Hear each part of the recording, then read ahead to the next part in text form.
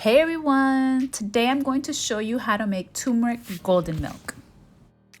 You'll need 2 cups of oat milk, 1 teaspoon of turmeric powder, 2 cinnamon sticks, and 1 inch of ginger thinly sliced into small pieces. In a medium saucepan, you're going to add your oat milk, your turmeric, your cinnamon sticks, and your ginger slices. Don't forget to subscribe for more updates on my YouTube channel.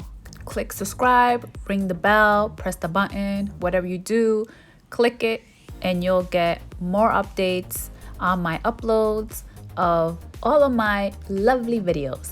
Thank you.